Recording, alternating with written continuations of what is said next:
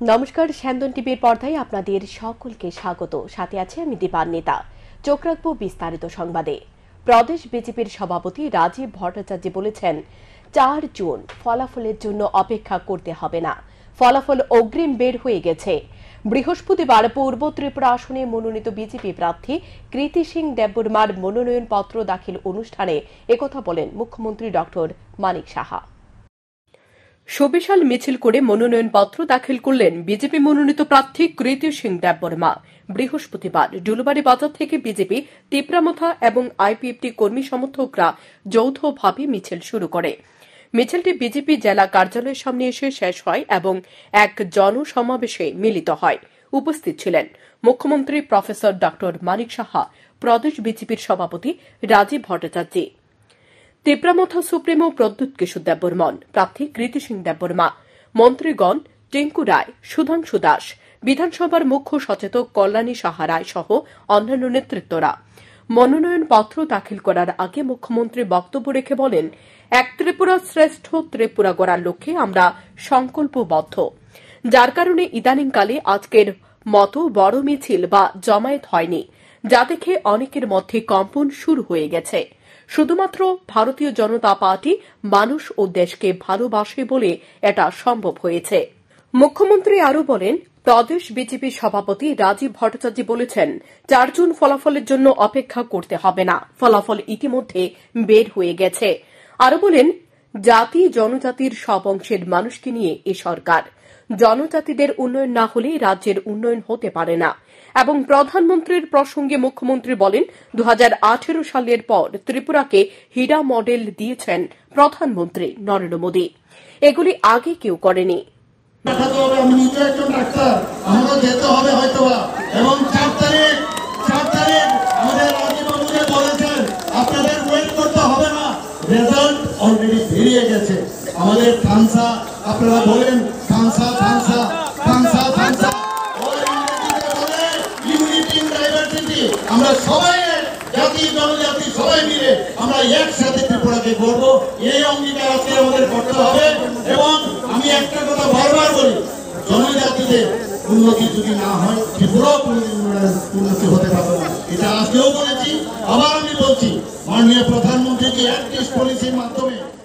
পরে এক প্রতিনিধি দল গিয়ে মনোনয়নপত্র দাখিল করার জন্য ধলাই জেলা শাসক অফিসে আসেন। প্রতিনিধি দলে ছিলেন মুখ্যমন্ত্রী প্রফেসর ডক্টর মানিক সাহা, রাজীব ভট্টাচার্য, প্রদ্যুৎ কিশোর দেববর্মন, মন্ত্রী টিঙ্কু রায়, সুধাংশু দাস, প্রার্থী কৃতি সিং দেববর্মা, মুখ্য সচেতক কল্যাণী সাহা রায় সহ অন্যান্যরা। ধলাই জেলার জেলাশাসক তথা রিটার্নিং অফিসার সাজু ওয়াহিদের হাতে মনোনয়নপত্র তুলে দেন প্রার্থী কৃতি সিং দেববর্মা। মনোনয়নপত্র দাখিলের পর কৃতি সিং দেববর্মা জানান, জয় নিয়ে তিনি আশাবাদী। Well, I think we are very positive and we've got a fantastic team and we will definitely win the coming election. There's no doubt about it.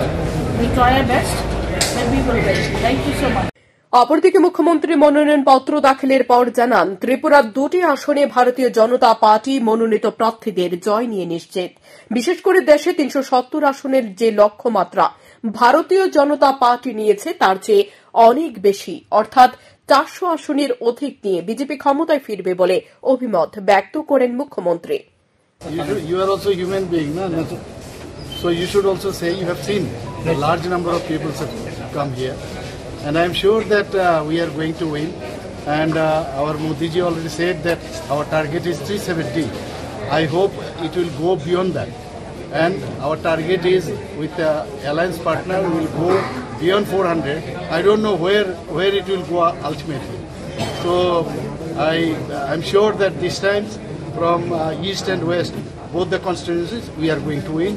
And today this east parliamentary constituency, our candidate is Maharani Kriti Singh Debarma Mahadaya. So along with her and our Motha founder Maharaja Kirit Vikram Pradut Kishore Debarman, we all went to submit the nomination.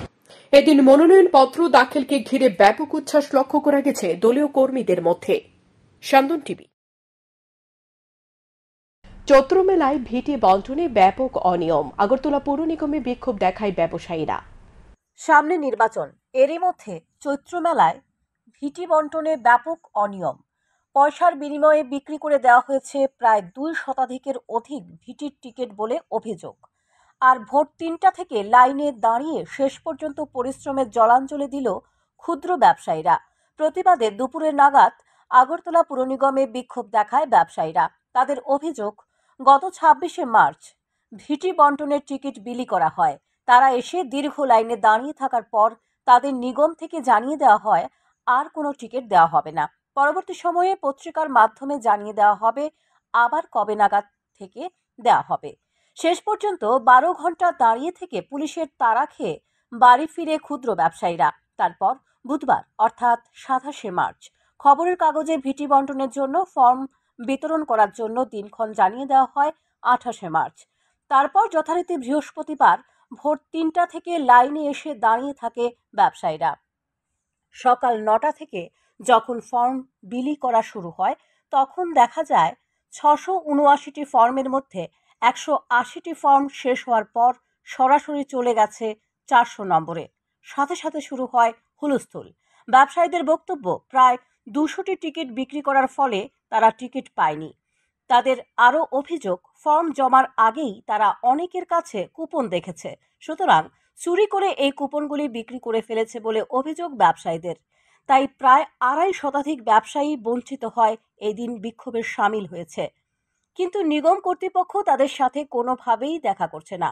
নিগমের নিচু স্তরের কর্মীরা জানিয়ে দেন আধিকারিকরা নির্বাচনী কাজে ব্যস্ত আছেন, সুতরাং তাদের সাথে দেখা করার কোনো অধিকারই নেই বলে জানিয়ে দেন ব্যবসায়ীদের। তারা তলে তলে 180 পরে গেছে 400 এই মাছের টুকানটি কই গেল গা মাছের টুকানটা যদি না যেত আমরা জনসাধারণ গরিব মানুষ আমরা হয়ে যেতাম। আমরা এত বছর আজকে আমরা 20 থেকে 25 বছর আমরা ইলেকশন করি, এরকম হাঙ্গামা কোনোদিন হয়েছে না, এরকম হয়েছে না। সাধারণ আমি আমার নিজের দাম একটা শাসিত আমি এখন যাতাকে যাও বুকা বাসার করছি, আমি আজকে জীবিত গাইছি, আমার কাগজ সব আছে। আজকে আইসে না আমি ডিএমের সামনে লাইন আসলাম, আমি আজকে শৃঙ্খলাভাবে গেটের থেকে লাইন ধরা হইব। শৃঙ্খলাভাবে লাইন ধরে গিয়ে সে গেটের মাঝ অব্দি কি হয়েছে তারা ফর্ম নাই, ফর্মে দিয়ে আমরা এই মানুষ কি করব? সবাই যারা যারা পাইছে তারা পাইছে, আমরা কি করতে পারছি না? আগের সিস্টেমে দেওয়া হয় না, আগের সিস্টেমে দেওয়া হয়েছে না, আগে যেভাবে দেওয়া হয়েছে এবার কোনো দেওয়া হয়েছে না। এবার তারা আমার কথা হয়েছে 180 জন পাইছে টিকিট, 180 থেকে 400 কে লোক এমনি মাঝের টিকিট ঠিক কই এটা কেমনে গেল গা?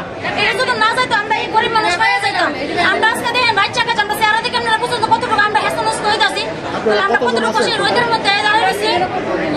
তাহলে আজকে অনেক উপরে গেছি, উপরে থেকে নেচে বেড়াইছে, নেচে মধ্যে বেড়াইছে টিকিট নাই কইতে দেবো, টিকিট না থাকলে টিকিট কই গেছে কোন মধ্যে যে 180 পরের থেকে 400 গেছে এই টিকিট কই গেছে। প্রতি বছরের চৈত্র মেলার জন্য চাতক পাখির মতো থাকে এই ক্ষুদ্র ব্যবসায়ীরা, কিন্তু তাদের সাথে এ ধরনের বঞ্চনা সাধারণত অত্যন্ত পরিতাপের বিষয়, কারণ তারা সকলেই ক্ষুদ্র ব্যবসায়ী। সারা বছরে ঋণ পরিশোধ করার জন্য বছরে এই কয়েকটা রৌদ্রে বৃষ্টি ভিজে এই দিনের আশা করে। সূত্রে খবর, মণ্ডল নেতাদের চাহিদা অনুযায়ী বাঁকা পথে কিছু ফর্ম দিলে হয়েছে, যে ফর্মগুলির মাধ্যমে এলাকার দলীয় কর্মীদের মধ্যে বন্টন করা হবে। যাই হোক, এই বিষয়ে স্পষ্ট জানিয়েছে বঞ্চিত ব্যবসায়ীরা। তারা বলেছে যদি তারা এবার বঞ্চিত হয় তাহলে কাউকেই ব্যবসা করতে দেবে না, কারণ এবছর নতুন নিয়ম করে তারা ফর্ম বিলি করছে। দীর্ঘ বছরের অভিজ্ঞতায় তারা এই ধরনের নিয়ম দেখেনি। সান্দন টিভি। টাকা চাওয়ায় চালককে জুতো পেটা করলেন মালিকের স্ত্রী। শেষ পর্যন্ত কুমারঘাট বাসে প্রতিবাদ করলে পুলিশ এসে অভিযুক্ত মালিক সহ মালিকের স্ত্রীকে থানায় নিয়ে যেতে বাধ্য হয়। বেআইনি কার্যকলাপে জড়িয়ে পড়ল এক মহিলা তার পরিবারের অপকাণ্ড ঢাকতে গাড়ি চালককে জুতো পেটা করল বলে অভিযোগ। জানা যায়, গত 9 মাস আগে গাড়ি চালককে একবার গাঁজা পাচার মামলায় জেলে ভরে স্বাদ মিটল না অভিযুক্ত মহিলার। আবারও কলা কৌশল করে সে বেআইনি কার্যকলাপ গাড়ি চালককে দিয়ে করাতে চেয়েছিল, কিন্তু গাড়ি চালক এই ধরনের প্রস্তাবে রাজি না হয়ে সবটা গাড়ি স্ট্যান্ডের চালকদের সামনে নিয়ে আসতে চাইলে অভিযুক্ত মালিকের স্ত্রী জুতো পেটা করল গাড়ি চালককে। ঘটনা কুমারঘাটে। অভিযোগ, কুমারঘাট থানাধীন বিএড কলেজ সংলগ্ন এলাকার স্থানীয় এক গাড়ি চালক বিগত 9 মাস পূর্বে কুমারঘাট উত্তর পাবিয়াছড়া এলাকার বাসিন্দা অনুকূল দত্তের স্ত্রী পিঙ্কি দত্তের কাছ থেকে AS11X 8076 নম্বরের একটি মারুতি ভ্যানের মধ্যে শুকনো গাঁজা বহিরাজ্যে পাচার করার চেষ্টা করেছিল, কিন্তু গাড়ি চালক বিষ্ণু দাস কুচবিহার এলাকায় ধরা পড়ে। 9 মাস জেল খেটে গাড়ি চালক বিষ্ণু দাস কুমারঘাট স্থিত বাড়িতে ফিরে তার পাওনা মজুরি দিতে মালিকের কাছে যান। মালিক টাকা না দেওয়ায় বলা হয় গাড়ি স্ট্যান্ডে উনার সাথে আসার জন্য।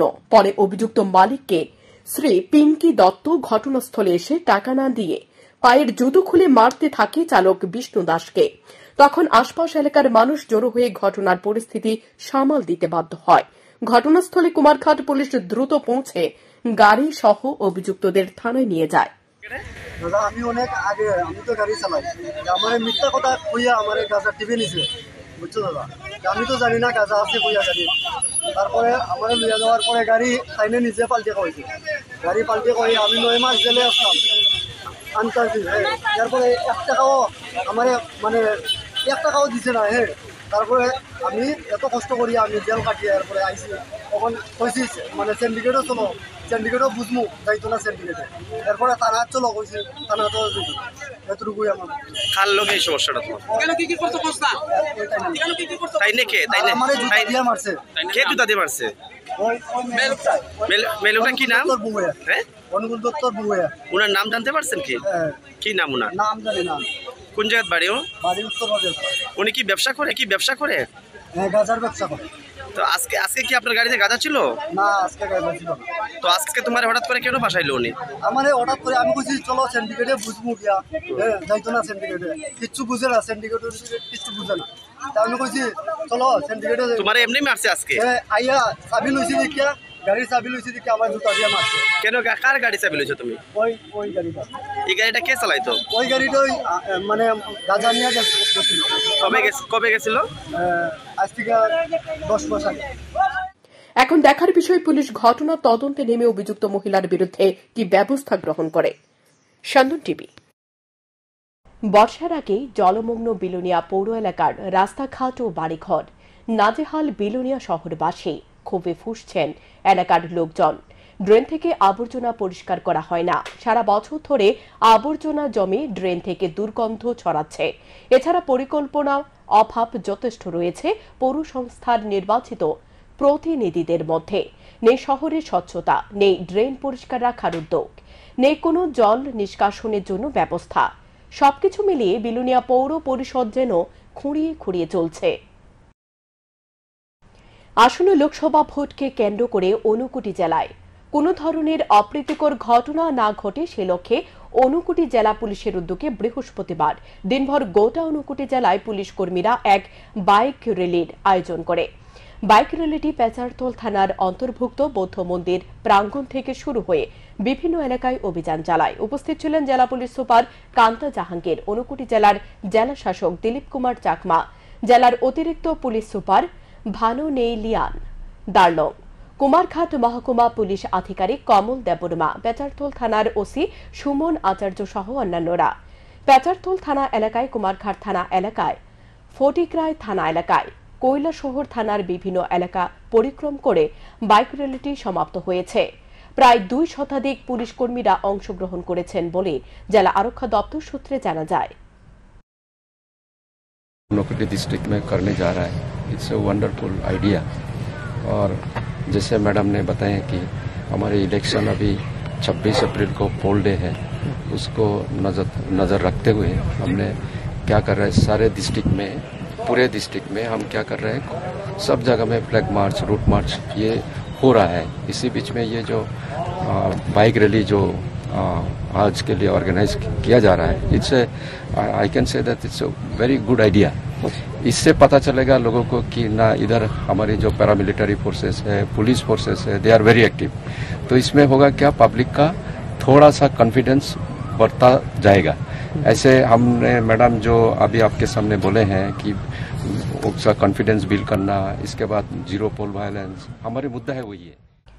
রাজতন্ত্রের অবসান ও তিতুন প্রথা উচ্ছেদ সংগ্রামী শহীদ পদ্মবিলের 3 বীরাঙ্গনা কুমারী মধুমতি রূপশ্রী ৭৫তম শহীদদান দিবসে পদ্মবিলে ৩ বীরাঙ্গনার স্মৃতিসৌধে সিপিআইএম মহকুমা কার্যালয়ে অস্থায়ী শহীদ বেদিতে শ্রদ্ধাঞ্জলি জানানো হয়।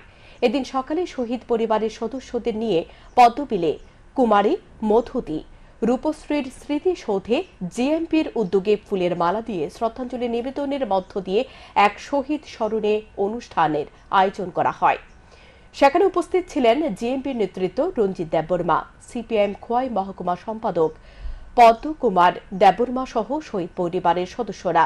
পরবর্তী সময় সিপিআইএমের খোয়াই মহকুমা কার্যালয়ে অনুরূপ কর্মসূচিতে উপস্থিত ছিলেন বিধায়ক নির্মল বিশ্বাস, ডিওয়াইএফআই রাজ্য সম্পাদক পলাশ ভৌমিক, সিপিআইএমের খোয়াই মহকুমার সম্পাদক পদ্মকুমার দেববর্মা সহ অন্যান্যরা। আজকে আমাদের ঐতিহাসিক একটা সন্ধিক্ষণের দিন। 1949 সালের 28শে মার্চ বাংলা 14 চৈত্র রাজন্য শাসনের অবসান এবং তিতুন প্রথার যে উচ্ছেদ ত্রিপুরা উপজাতি গণমুক্তি পরিষদের আন্দোলনে সারা রাজ্যেই বিশেষ করে উপজাতি এলাকাতে একটা উত্তাল ছিল এবং পুলিশের জুলুম অতিরিক্ত। তখন বিশেষ করে আগের যে রাজতন্ত্রে তাদের মূল যে অনৈতিক যে কাজ তার মধ্যে হচ্ছে তিতুন প্রথা। অনেকেই হতেও এটা বুঝতে অসুবিধা হতেই পারে। এখনকার মতো সংবাদ এ পর্যন্তই। চোখ রাখুন স্যান্দন টিভির পর্দায়।